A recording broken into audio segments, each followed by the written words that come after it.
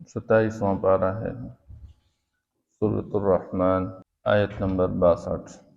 اعوذ باللہ من الشیطان الرجیم، بسم اللہ الرحمن الرحیم۔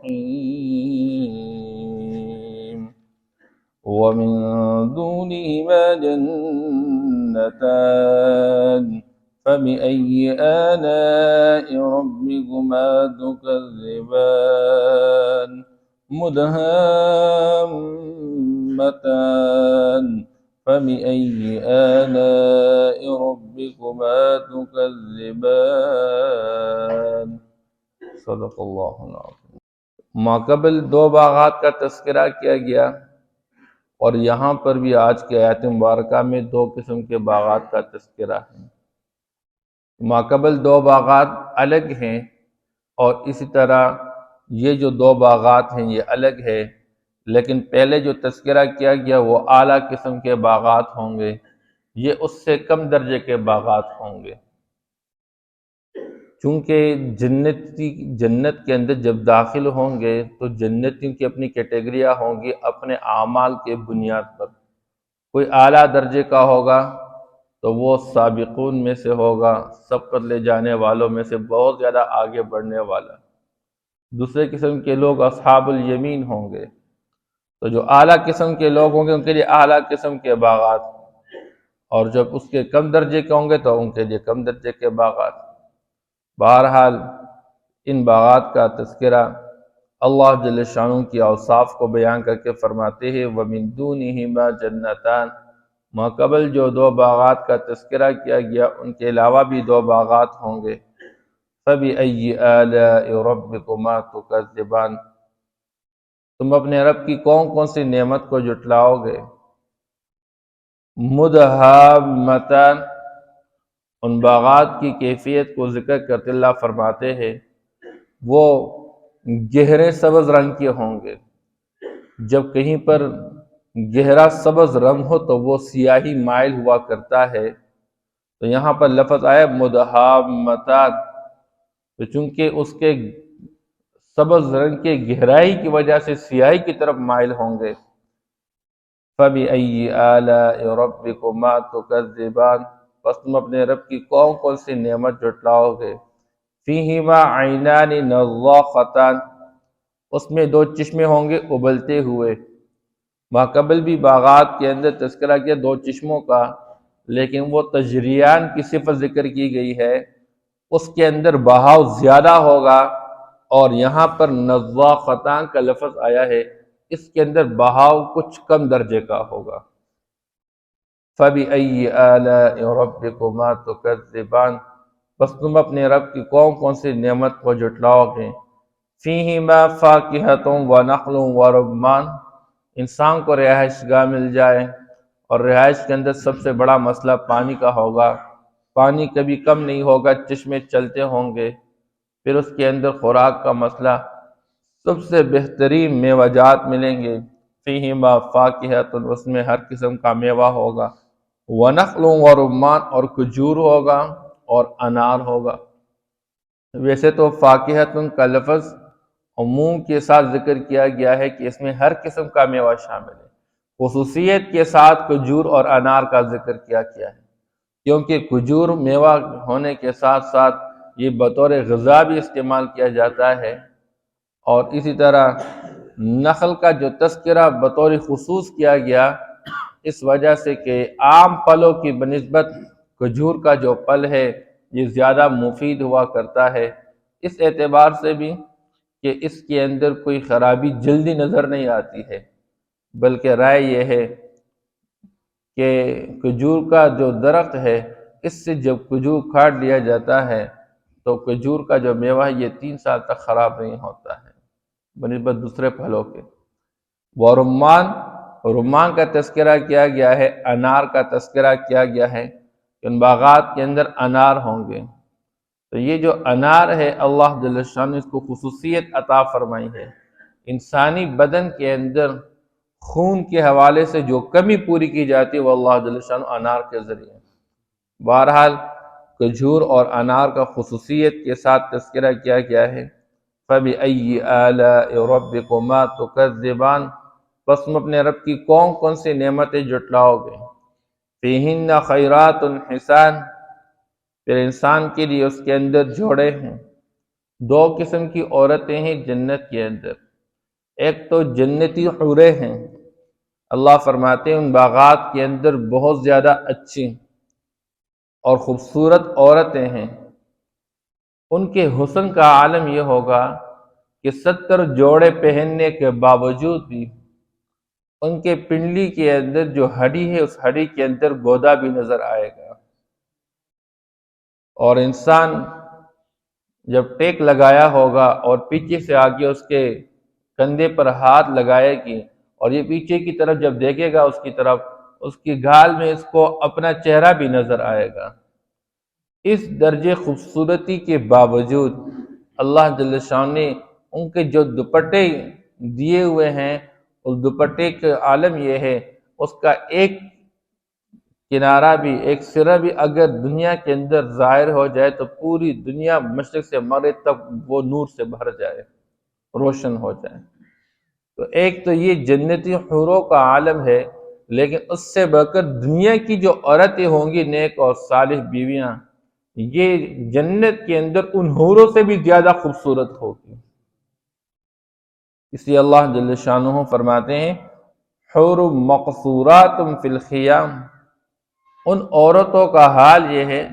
کہ وہ گوری رنگ کے خوبصورت اور خیموں کے اندر رکی ہوئی ہے۔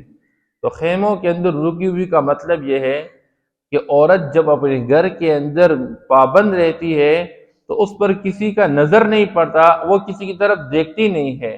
تو وہ باحیا عورت ہوگی، وہ عصمت والی ہوگی، اس کا نہ تو کسی کے اوپر نظر پڑا ہوا ہوگا نہ اس پر کسی کا نظر پڑا ہوا ہوگا۔ اس لیے ایسی اللہ جل شانہ باحیا عورتیں نصیب فرمائیں گے۔ فَبِأَيِّ آلَاءِ رَبِّكُمَا تُكَذِّبَانِ، بس تم اپنے رب کی کون کون سی نعمت کو جٹلاؤ گے؟ لَمْ يَطْمِثْهُنَّ إِنسٌ قَبْلَهُمْ وَلَا جَانٌ، اور ان کے پاک دامنی کا حال یہ ہوگا کہ ان جنتیوں کے لیے جو اللہ پاک نے عورتیں جو مخصوص کی ہوئی ہیں، ان عورتوں کو کبھی ان جنتیوں سے پہلے نہ کسی انسان نے ہاتھ لگایا ہوگا نہ کسی جن نے ہاتھ لگایا ہوگا۔ فَبِأَيِّ آلَاءِ رَبِّكُمَا تُكَذِّبَانِ، بس تم اپنے رب کی کون کون سی نعمت جٹلاؤ گے؟ مُتَّكِئِينَ عَلَى رَفْرَفٍ خُضْرٍ، وہ ٹیک لگائے ہوئے ہوں گے تکیوں پر، اور کس طرح کے تکیے؟ خضرن، سبز رنگ کے تکیوں پر، وعبقری حسان، اور خوبصورت قالینوں پر۔ فَبِأَيِّ آلَاءِ رَبِّكُمَا تُكَذِّبَانِ، بس تم اپنے رب کی کون کون سی نعمت جٹلاؤ گے؟ اب دنیا کے اندر ان ظاہری چیزوں کو حاصل کرنے کے لیے انسان کتنی محنت کرتا رہتا ہے، صبح اور شام دوڑتا رہتا ہے، اب معمولی سی رہائش کو حاصل کرنے کے لیے اور گھر کے اندر کی معمولی سی نعمتوں کو حاصل کرنے کے لیے، میرے گھر کے اندر پانی کی کمی نہ ہو، میرے گھر کے اندر کھانے کی کمی نہ ہو، میرے گھر کے اندر میری گھر والی کو کوئی تکلیف نہ ہو، وہ ہر قسم کی سہولت سے آراستہ۔ اب یہ جو گھروں کی معمولی سی زندگی ہے جو آخرت کے مقابلے میں گھٹیا ہے، اس لیے کہ اللہ نے دنیا کے اندر جو چیزیں عطا کر رکھی ہے یہ تو ایک نمونہ سا ہے، حقیقت تو یہ نہیں ہے، حقیقت تو جنت کے اندر ہوگی۔ اس لیے کلما رزقوا منها من ثمرة رزقا قالوا هذا الذي رزقنا من قبل واتوا به متشابها،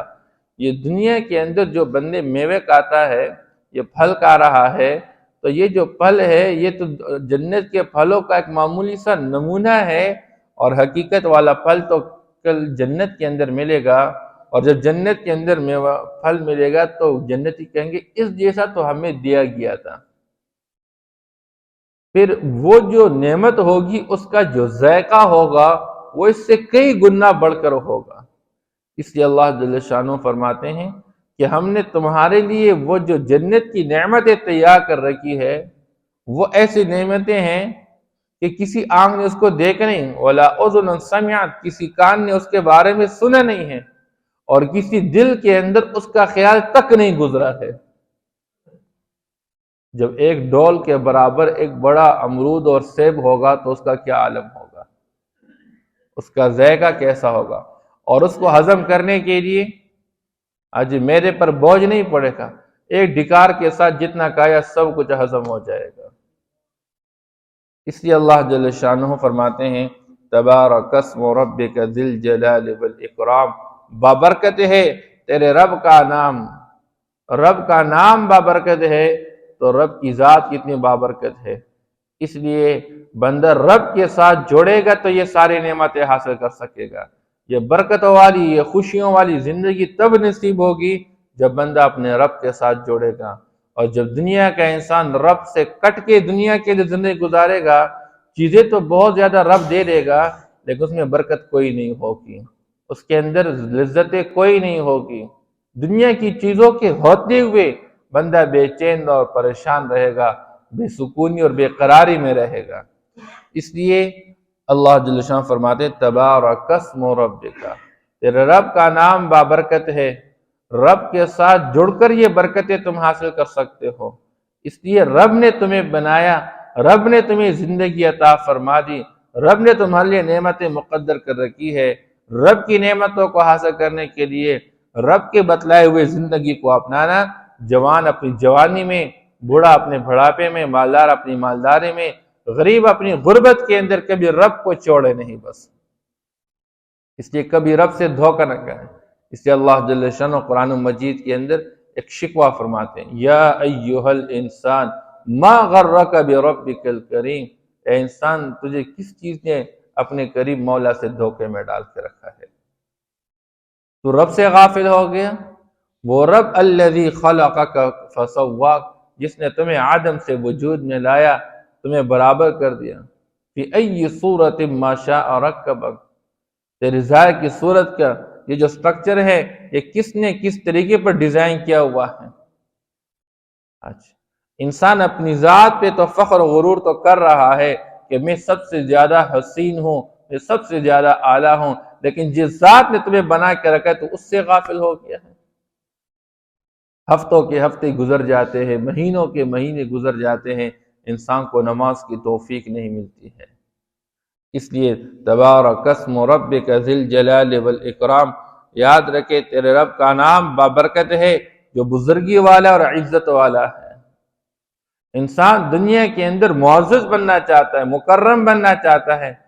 تو اکرام اللہ کی طرف سے ہے، اور اکرام کا سب سے بڑھ کر ذریعہ، انسان کی عزتوں کا سب سے بڑھ کر ذریعہ، عزت اللہ نے مال میں نہیں رکھی ہے، عزت عہدوں کے اندر اللہ نے نہیں رکھی ہے، عزت دنیا کی چیزوں کے اندر اللہ نے نہیں رکھی ہے، حسب اور نسب کے اندر اللہ نے نہیں رکھی ہے۔ عزت والا تو اللہ ہے، عزت دینے والا تو اللہ ہے، لیکن ان اکرمکم عند اللہ اتقاکم، تمہارے رب کے یہاں سب سے بڑھ کر عزت والا وہ ہے جو رب سے سب سے زیادہ ڈرنے والا ہوگا۔ رب کے ہاں قیمت بنتی ہے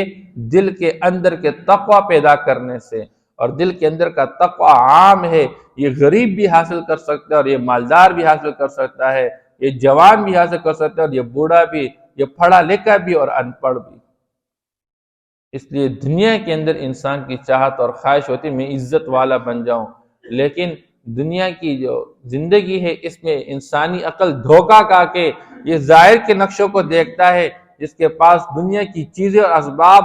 زیادہ ہوں یہ سمجھتا ہے یہ عزت والا ہے، حالانکہ عزت والا وہ ہے جو رب کے ساتھ جڑ کے رب کا خوف اپنے دل کے اندر پیدا کر لیتا ہے اور رب کی نافرمانی سے بچتا رہتا ہے۔